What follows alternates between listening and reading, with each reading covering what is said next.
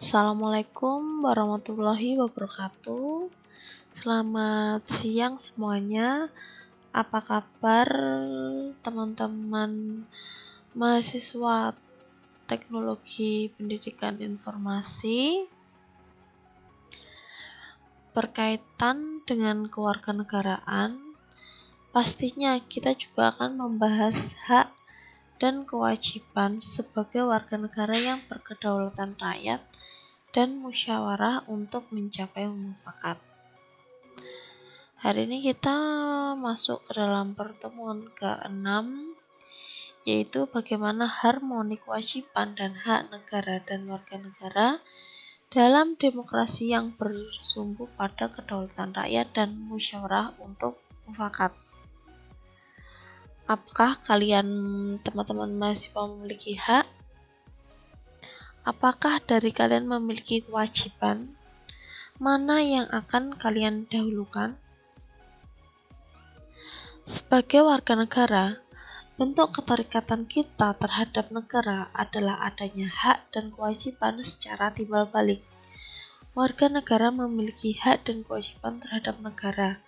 Sebaliknya pula, negara memiliki hak dan kewajiban terhadap warga negara.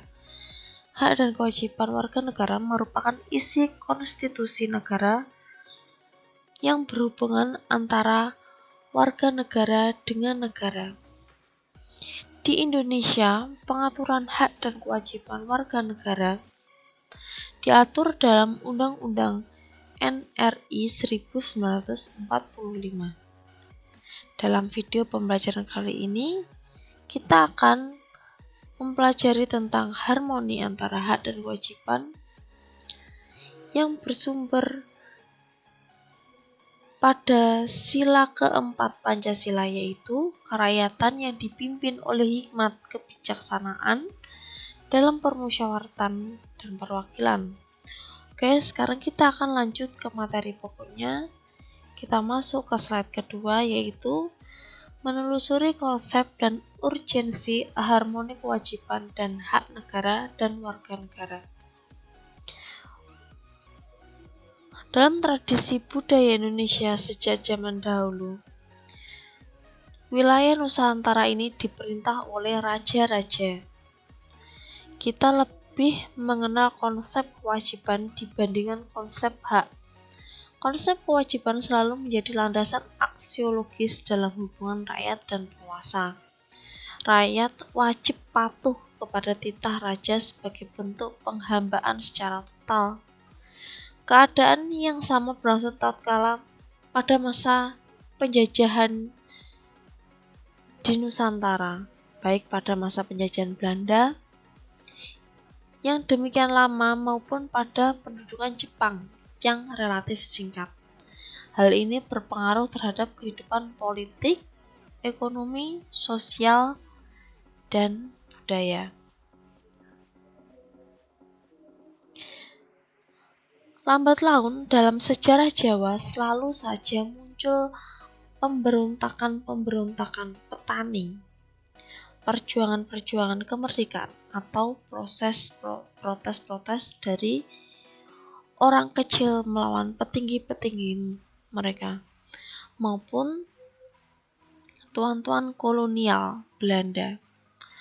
Aksi-aksi perjuangan emansipatoris itu antara lain didokumentasikan melalui Malta Tuli dalam buku Max Havelaar yang jelas lahir dari tuntutan hak-hak mereka. Kemudian, apa sebenarnya yang dimaksud dengan hak dan kewajiban itu? Dan bagaimanakah hubungan keduanya?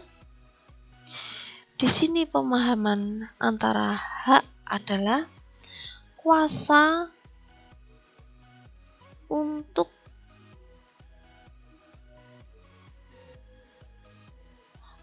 untuk menerima atau melakukan sesuatu yang semestinya diterima atau dilakukan oleh pihak tertentu dan tidak dapat oleh pihak lain manapun juga yang pada prinsipnya dapat dituntut secara paksa olehnya.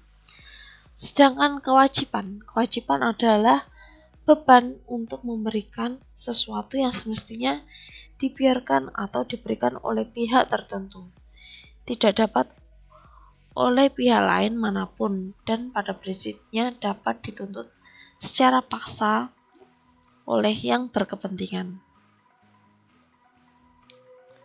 Di sini ada buku roman sejarah yang berjudul Kalah dan Menang. Buku ini menceritakan peristiwa-peristiwa selama Perang Dunia Kedua, pendudukan Jepang di Indonesia, serta perjuangan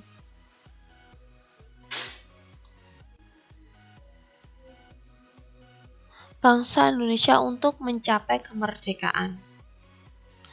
Roman ini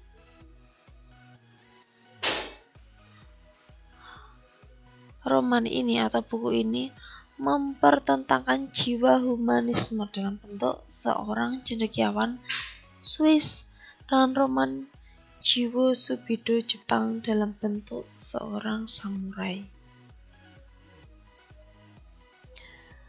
Menurut kalian, konsep apa yang perlu diusung dalam kehidupan sosial dan politik di Indonesia?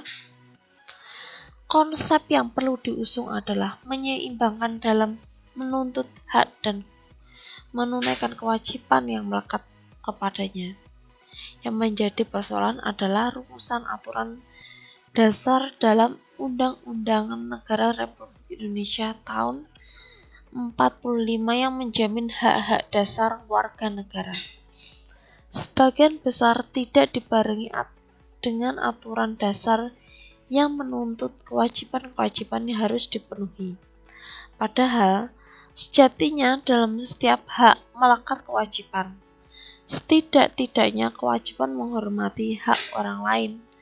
Sebagai contoh, hak dan kewajiban warga negara yang bersifat timbal balik atau resiprokalitas adalah hak negara mendapat pekerjaan dan penghidupan yang layak. Atas dasar hak ini, negara berkewajiban memberi pekerjaan dan penghidupan bagi warga negara. Untuk merealisasikan pemenuhan hak warga negara tersebut, pemerintah tiap tahun membuka lowongan pekerjaan di berbagai bidang dan memberi subsidi kepada rakyat. Untuk merealisasikan kewajiban warga negara mengeluarkan berbagai kebijakan dan pengaturan yang mengikat warga negara dan menjadi kewajiban warga untuk memenuhinya. Salah satu contoh kewajiban warga negara terpenting saat ini adalah kewajiban membayar pajak. Dalam pasal Undang-Undang Dasar 1945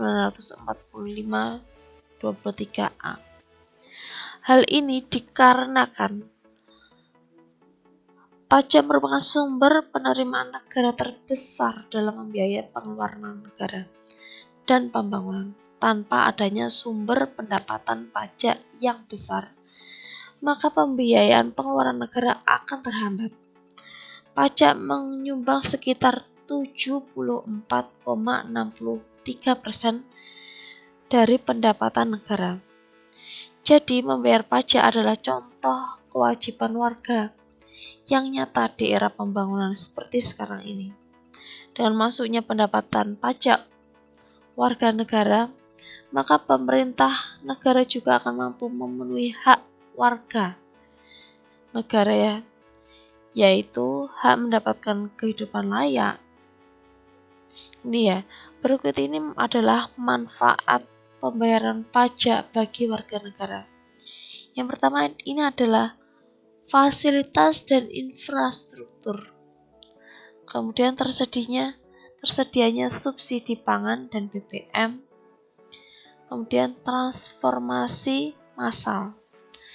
Kemudian tersedianya pelayanan kesehatan, pendidikan, pertanahan dan keamanan, penegakan hukum dan kelestarian lingkungan hidup.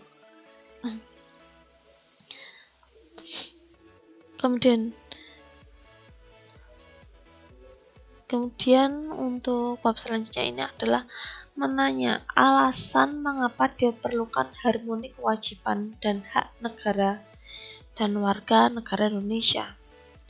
Dari yang saya jelaskan, diperoleh pemahaman bahwa tradisi budaya Indonesia semenjak zaman kerajaan-kerajaan di Nusantara lebih mengenal konsep kewajiban dibandingkan konsep hak. Mekanismenya adalah kepatuhan tanpa reserve masyarakat terhadap penguasa. Dalam hal ini, raja atau sultan sebagai bentuk penghambaan secara total. Keadaan yang sama berlangsung pada masa penjajahan di Nusantara, di mana berpengaruh pada kehidupan politik daerah jajaran mendorong aspek kewajiban sebagai postulat ide dalam praktis kehidupan politik, ekonomi, sosial, dan budaya. Dua kekuatan inilah yang mengkonstruksi pemikiran rakyat di Nusantara untuk mengedepankan kewajiban dan dalam batas-batas tertentu melupakan pemerolehan hak walaupun pada kenyataannya bersifat temporal. Kemudian bab yang ketiga adalah menggali sumber historis, sumber sosiologis, dan sumber politik tentang harmoni kewajiban dan hak negara dan warga negara Indonesia. Secara historis, perjuangan menegakkan hak asasi manusia terjadi di seluruh dunia barat atau Eropa. Adalah John Locke, seorang filsuf Inggris pada abad ke-17 yang pertama kali merumuskan adanya hak alamiah yang melekat pada setiap diri manusia, yaitu hak atas hidup, hak kebebasan, dan hak milik. Perkembangan selanjutnya ditandai adanya 3 peristiwa penting di dunia barat, yaitu Magna Carta, Revolusi Amerika, dan Revolusi Prancis.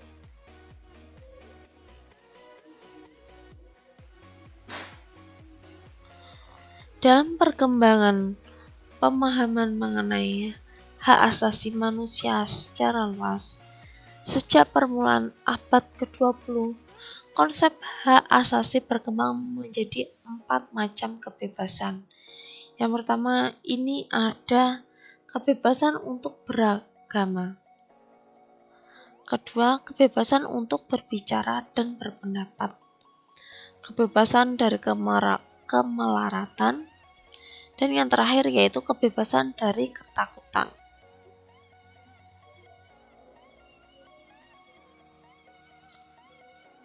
Hak asasi manusia kini sudah diakui seluruh dunia dan bersifat universal sebagai bidang kehidupan manusia dan tidak lagi menjadi milik negara barat. Sekarang ini hak asasi manusia telah menjadi isu kontemporer di dunia. Bagaimana dengan sejarah perkembangan hak asasi manusia di Indonesia? Pemahaman hak asasi di Indonesia sebagai tatanan nilai, moral, sikap yang hidup di masyarakat dan acuan bertindak pada dasarnya berlangsung sudah cukup lama.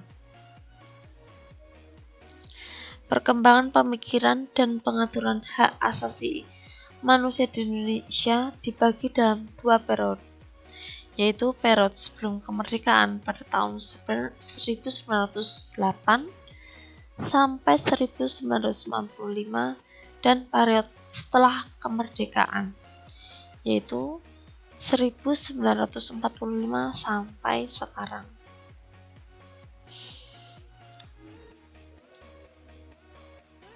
Akhir-akhir ini kita menyaksikan sebagai gejolak dalam masyarakat. yang sangat memprihatinkan, yakni munculnya karakter buruk yang ditandai kondisi kehidupan budaya kita yang berubah sedemikian drastis. Bangsa yang sebelumnya dikenal penyabar, ramah, penuh sopan santun, dan pandai berbahasa basi, seketika berubah menjadi pemarah, suka mencaci, pendendam, perang antar kampung, dan suku dengan tingkat yang sangat kejam. Bahkan yang lebih tragis, anak-anak kita yang masih duduk di bangku sekolah pun sudah saling menyakiti. Bagaimana kita dapat memahami situasi ini? Pertama, suatu kenyataan yang memprihatinkan bahwa setelah tumbangnya struktur kekuasaan otokrasi yang dimainkan rezim Orde Baru ternyata bukan demokrasi yang kita peroleh, melainkan oligarki di mana kekuasaan terpusat pada sekelompok kecil elit. Sementara sebagian besar rakyat tetap jauh dari sumber-sumber kekuasaan. Kedua, sumber terjadinya berbagai gejolak dalam masyarakat kita saat ini adalah akibat munculnya kebencian sosial budaya terselubung. Gejala ini muncul semakin menjadi pasca runtuhnya rezim Orde Baru. Ketika rezim Orde Baru berhasil dilangsarkan, pola konflik di Indonesia ternyata bukan hanya terjadi antara pendukung fanatik Orde Baru dengan pendukung reformasi, tetapi justru meluas menjadi konflik antar suku, antar umat beragama, kelas sosial, kampung, dan lain sebagainya. Kemudian yang ketiga ada sumber politik yang mendasari dinamika kewajiban dan hak negara warga negara Indonesia adalah proses dan hasil perubahan Undang-Undang NRI 1945 yang terjadi pada era reformasi. Muncul sebagai tuntunan reformasi di masyarakat. Tuntunan tersebut disampaikan oleh berbagai komponen bangsa, terutama oleh mahasiswa dan pemuda. Masih ingatkah kalian butir-butir yang menjadi tuntutan reformasi itu? Di sini ada beberapa tuntutan reformasi. Yang pertama ada mengamandemenkan Undang-Undang NRI 1945, penghapusan doktrin dwi fungsi Angkatan Bersenjata Republik Indonesia, menegakkan supremasi hukum, penghormatan hak asasi manusia, serta pemberantasan korupsi, kolusi, dan nepotisme, melakukan desentralisasi dan hubungan yang adil antara pusat dan daerah, kemudian mewujudkan kebebasan pers, yang terakhir ada mewujudkan kehidupan demokrasi sosial.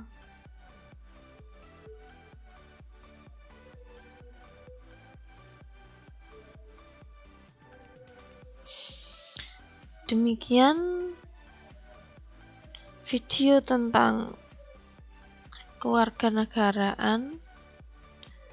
Semoga mudah dipahami dan silakan dikerjakan kuis atau tugas yang ada yang berkaitan dengan materi hari ini. Semoga bermanfaat. Saya akhiri dulu. Wassalamualaikum warahmatullahi wabarakatuh.